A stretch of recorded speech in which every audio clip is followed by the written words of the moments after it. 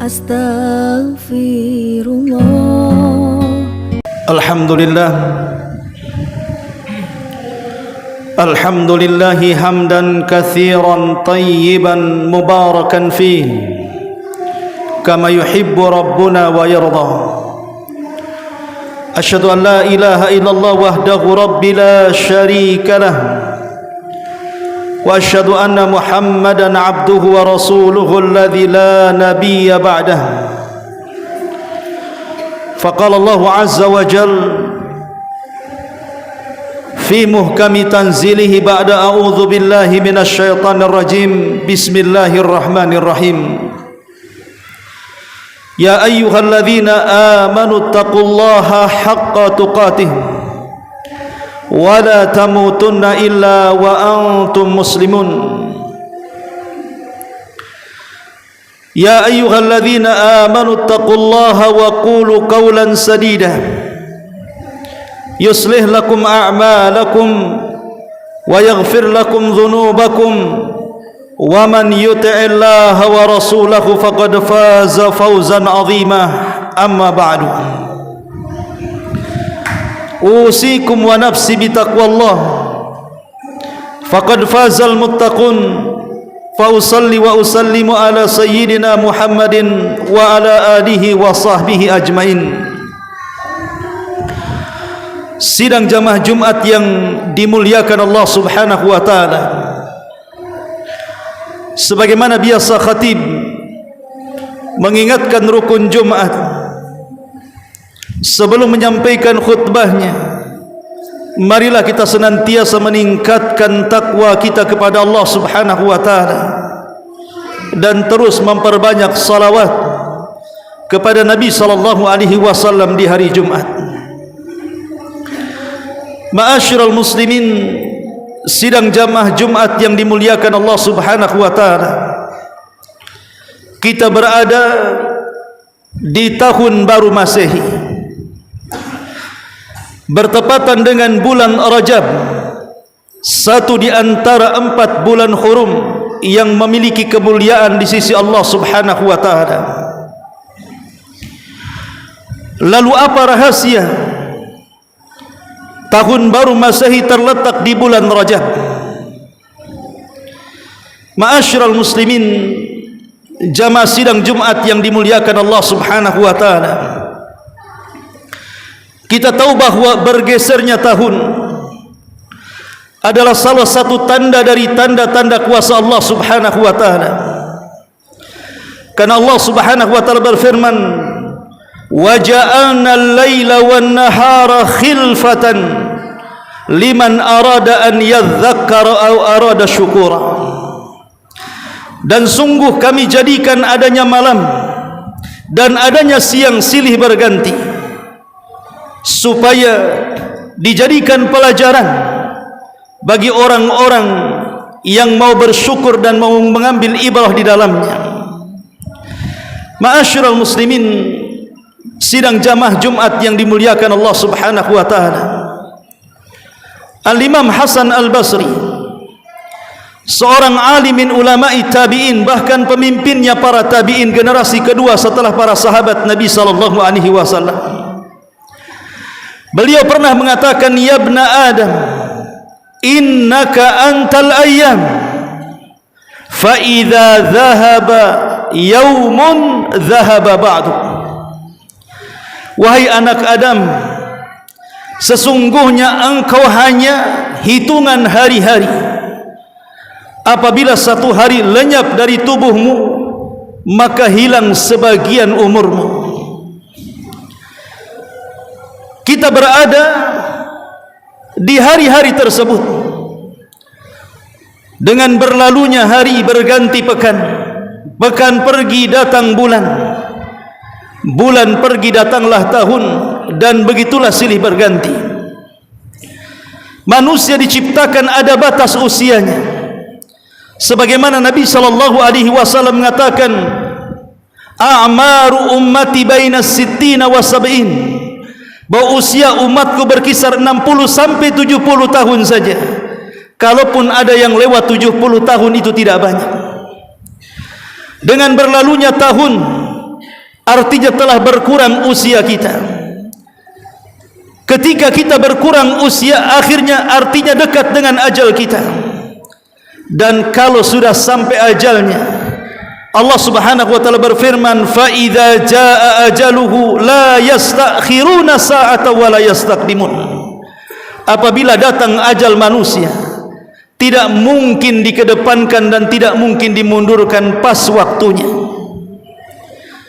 Ma'asyiral muslimin, sidang jamaah Jumat yang dimuliakan Allah Subhanahu wa taala, maka di tahun baru Masehi ini yang bertepatan dengan bulan Rajab, hendaklah kita mengingat beberapa firman Allah Subhanahu wa taala untuk menjadikan ibrah dan pelajaran serta introspeksi 1 tahun ke depan. Pertama, Allah Subhanahu wa taala mengatakan, "Ya ayyuhalladzina amanu falyanzur nafsum ma qaddamat lighad." Wahai orang-orang yang beriman, hendaklah setiap manusia melihat amalan apa yang disiapkan untuk esok hari. Faltanzur nafsum ma qaddamat lighad. Hendaklah jiwa mempersiapkan sebuah amalan, yang amalan ini kita bisa persembahkan untuk esok hari. Kenapa kita mempersiapkan diri untuk esok hari? Maksudnya esok hari di sini artinya kematian. Karena Allah Subhanahu wa taala yang kedua berfirman, "Ya ayyuhalladzina amanu innaka kadihun ila rabbika kadhan famulaki." Wahai orang-orang yang beriman, sesungguhnya engkau berlelah letih beramal di dunia ini, dan sesungguhnya engkau akan kelak berjumpa dengan Allah Subhanahu wa taala. Setiap manusia pasti berjumpa dengan Allah Subhanahu wa taala. Dan ketika seseorang berjumpa dengan Allah Subhanahu wa taala, maka Allah akan meminta pertanggungjawaban kepada kita. Karena manusia di dunia ini, persis yang disabdakan Nabi sallallahu alaihi wasallam, "Kullun nas yaghdu fabai'un nafsa famu'tikuha aw mubikuha." Setiap manusia, kata Nabi sallallahu alaihi wasallam, keluar rumah setiap harinya. Kemudian mereka menghabiskan waktu-waktunya. Ada yang menghabiskan waktu-waktunya untuk membebaskan diri dari neraka. Ada juga yang menghabiskan waktunya justru menjerumuskan dirinya ke dalam neraka. Ma'asyiral muslimin, jamaah sidang Jumat yang dimuliakan Allah Subhanahu wa taala, maka dalam perjalanan kita menuju Allah Subhanahu wa taala, Allah Subhanahu wa taala berfirman, "Wa tazawwadu fa inna khairaz zadi taqwa." Berbekalah kalian, karena sesungguhnya tidak ada bekal terbaik kecuali ketakwaan kepada Allah Subhanahu wa taala. Dalam hadis Nabi sallallahu alaihi wasallam, Nabi sallallahu alaihi wasallam pernah mengatakan, "Mali walid dunya, mali walid dunya, illa qaraqibin istadhalla tahta syajar thumma raha fatarakaha." Nabi sallallahu alaihi wasallam mengatakan, apa urusanku dengan dunia? Apa urusanku dengan dunia? Sesungguhnya dunia ini ibarat orang-orang yang berada di atas kendaraan dalam mengadakan sebuah safar, kemudian istirahat sebentar di bawah pohon. Setelah capeknya hilang, dia pun pergi dan meninggalkan pohon itu. Begitulah dunia. Dunia ini hanya tempat persinggahan kita dalam rangka safar menuju Allah Subhanahu wa taala. Makanya Nabi sallallahu alaihi wasallam sampai mengatakan kepada Ibnu Umar radhiyallahu anhuma, "Kun fid dunya ka'annaka gharib aw 'abirus sabil." Wahai Ibnu Umar, jadilah di dunia ini seperti seseorang yang melintasi jalan atau seperti orang asing. Artinya Nabi sallallahu alaihi wasallam ingin mengingatkan kepada Ibnu Umar dan kepada kita semuanya bahwa hidup di dunia ini tidak akan lama. Hidup di dunia ini tidak mungkin kekal dan abadi, dan itu bisa kita saksikan dengan mata-mata kepala kita sendiri. Bagaimana setiap hari ada orang yang meninggal dunia. Apalagi ada bencana-bencana alam seperti yang baru-baru saja kita dengar, bagaimana banjir yang melanda Aceh, Sumbar dan Sumut, dan beberapa daerah yang ada di Indonesia ini. Berapa nyawa yang melayang begitu saja. Dengan melihat fenomena seperti ini, harusnya mata-mata kita terbuka. Kalau hari ini mereka yang meninggal, berarti besok atau lusa atau bulan depan atau tahun depan mungkin kita yang menjadi gilirannya. Karena Allah Subhanahu wa taala mengatakan kullu nafsin dha'iqatul maut, setiap jiwa pasti akan tersentuh dengan kematian. Makanya Adam alaihi salatu wassalam diturunkan dari sorga ke bumi. Kenapa Adam yang sudah enak-enak di sorga diturunkan ke bumi? Supaya Adam disentuh dengan kematian. Kalau Adam tetap di sorga, dia tidak akan disentuh dengan kematian. Karena setiap jiwa itu ada kematiannya, dan Adam bagian daripada jiwa itu. Ma'asyiral muslimin, sidang jamaah Jumat yang dimuliakan Allah Subhanahu wa taala. Maka apa yang harus kita lakukan di tahun baru ini? Pertama, berdoalah kepada Allah Subhanahu wa taala agar kita bisa menjalankan tahun baru ke depan ini jauh lebih baik daripada tahun kemarin. Karena sesungguhnya seseorang yang paling baik adalah orang yang paling baik memperbaiki kehidupannya, di mana kehidupan setelahnya harus lebih baik daripada sebelumnya. Berdoalah kepada Allah Subhanahu wa taala agar kita bisa istiqamah. Yang kedua, bersyukurlah kepada Allah Subhanahu wa taala. Kita masih diberikan hidup oleh Allah Azza wa Jalla. Kita masih diberikan kesehatan oleh Allah Azza wa Jalla. Kita masih diberikan nikmat berupa rizki, makanan, tempat tinggal, minuman dan yang semacamnya oleh Allah Subhanahu wa taala. Lihatlah saudara-saudara kita, dari tahun ke tahun kita bisa melihat ada orang yang tadinya sehat, kemudian setahun setelahnya tiba-tiba sakit. Ada orang yang tadinya sukses, kemudian setahun setelahnya bangkrut. Ada orang yang tadinya sehat walafiat, diberikan jabatan dan pangkat serta kedudukan, setahun kemudian mereka pun paripurna dan tidak memiliki apa-apa. Begitulah hari-hari diputar oleh Allah Subhanahu wa taala. Wa tilkal ayyam nudawiluha bainan nas. Begitulah hari-hari diputar oleh Allah Subhanahu wa taala. Maka kalau kita diberikan kesehatan tahun ini, bersyukurlah kepada Allah. Kalau kita diberikan kenikmatan, masih bisa memiliki tempat tinggal, makanan, minuman dan pakaian, bersyukurlah kepada Allah Subhanahu wa taala. Kalau kita masih memiliki pangkat jabatan, maka bersyukurlah kepada Allah Subhanahu wa taala. Gunakan nikmat-nikmat itu sesuai dengan zat yang memberikan nikmat kepada kita. Gunakan di jalan Allah Subhanahu wa taala untuk melakukan kebaikan. Kemudian yang ketiga, di tahun baru ini, jadikan tahun ini untuk meningkatkan amal ibadah kita. Bukankah usia itu sangat berharga bagi kita? Saat Abbas ibn Abdul Muttalib, paman Nabi SAW, sakit keras, saking sakitnya dia pun berangan-angan ingin mati. Maka Nabi SAW melarang dan mengatakan, ya ammi la tatamannayanna ahadukumul maut.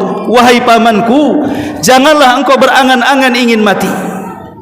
Sebab kalau seandainya engkau disembuhkan dari penyakitmu dan engkau orang baik, maka engkau bisa menambah amalanmu. Tapi kalau engkau orang jahat, maka adalah kesempatan untuk bertobat kepada Allah Subhanahu wa taala. Maka ini kesempatan. Kalau tahun lalu kita menjadi orang jahat, maka jadilah tahun ini menjadi orang baik. Kalau tahun lalu kita ini kurang beramal saleh, maka tahun ini tingkatkan amal saleh kita.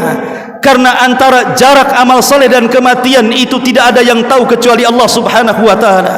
Oleh karena itulah maka tahun baru ini jadikan tahun yang menjadikan meningkatnya ibadah kita kepada Allah Subhanahu wa taala, terlebih bertepatan dengan bulan Rajab, satu di antara empat bulan yang dimuliakan, sebagaimana Allah mengatakan dalam surah At-Taubah 36, aqulu ma tasmaun aqulu qauli hadza wastaghfiru innahu huwal ghafurur rahim.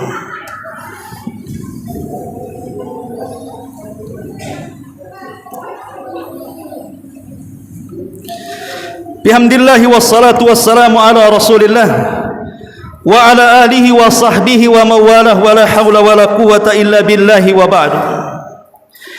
Di dalam surah At-Taubah ayat 36 Allah Subhanahu wa taala berfirman, "Inna iddatasy syuhuri indallahi 12 syahran fi kitabillah yauma khalaqas samawati wal ard minha arba'atun hurum dzalika ad-dinul qayyim fala tadlimu fihinna anfusakum." Sesungguhnya bilangan bulan menurut ketentuan Allah saat Allah menciptakan langit dan bumi jumlahnya 12 bulan, dan itulah ketetapan dalam Islam. Maka dari 12 bulan itu Allah kecualikan ada bulan-bulan yang disebut dengan bulan-bulan hurum, bulan-bulan mulia. Oleh karena itulah jangan kalian berlaku zalim di 4 bulan yang dimuliakan Allah Subhanahu wa taala. Allah Subhanahu wa taala ini. Nabi sallallahu alaihi wasallam bersabda, ketika Nabi sallallahu alaihi wasallam berhaji, dan itulah haji terakhir Rasul yang disebut dengan Hajjatul Wada. Rasul berkhutbah di padang Arafah, kemudian mengatakan, sesungguhnya tahun ini akan terus bergeser. Kemudian Rasul mengatakan, ala as-sanatu 12 syahran. Ingatlah wahai manusia, 1 tahun itu ada 12 bulan. Minha arba'atun hurum. Dari 12 bulan itu ada 4 bulan hurum. Kemudian Rasul mengatakan, salasun mutawaliyatun dzulqa'dati wa dzulhijjati wal muharram war rajabul mudhar bainal jumada wasya'ban. Di mana 3 bulan hurum berturut-turut, Dzulqa'dah, Dzulhijjah dan bulan Muharram. Adapun yang satu terpisah yang disebut dengan Rajab, dan kita sekarang di bulan Rajab. Ini bulan hurum. Kenapa bulan itu disebut hurum? Karena bulan itu memiliki hurmah. Apa itu hurmah? Hurmah itu kemuliaan. Kata Qatadah Ibn Di'amah, seorang ahli tafsir, mengatakan, sebagaimana dinukilkan Al-Imam Ibnu Katsir dalam tafsirnya, beliau mengatakan, siapapun yang banyak melakukan amal saleh di bulan Rajab, maka pahalanya akan dilipat gandakan oleh Allah Subhanahu wa taala. Siapapun yang banyak melakukan amal saleh di bulan Rajab, apakah puasa, apakah sedekah, apakah tahajud, apakah baca Quran, apakah zikir, silaturahim, sebutkan amal saleh apapun, kalau kita amalkan di bulan Rajab, maka akan ditingkatkan pahalanya di sisi Allah Subhanahu wa taala, karena kita beramal di bulan yang dimuliakan Allah Subhanahu wa taala. Karena Rajab adalah muqaddimatu Ramadan. Rajab adalah bulan muqaddimah untuk masuknya bulan Ramadan. Al-Imam Hasan Al-Basri mengatakan, ar-Rajabu syahru zar'in wa sya'banu syahru syaqyin wa ramadhanu syahru qatfin. Rajab adalah bulan menanam, Sya'ban adalah bulan mengairi, Ramadhan adalah bulan memetik hasil. Kalau kita berpuasa di bulan Rajab, kemudian ditingkatkan di bulan Sya'ban, maka kita akan mendapatkan kehusyuan puasa di bulan Ramadhan. Kalau kita membaca Quran di bulan Rajab, kemudian istiqamah di bulan Sya'ban, maka kita akan mudah menghatamkan Al-Quran di bulan Ramadhan.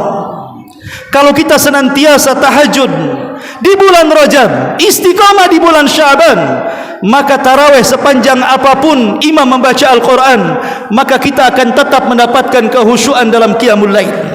Karena Rajab itu menentukan hasil Ramadan. Tapi kalau Rajab kita malas ibadah, Sya'ban terus malas ibadah, maka dipastikan Ramadan akan gagal. Tidak mungkin ada ibadah yang sukses kita lakukan.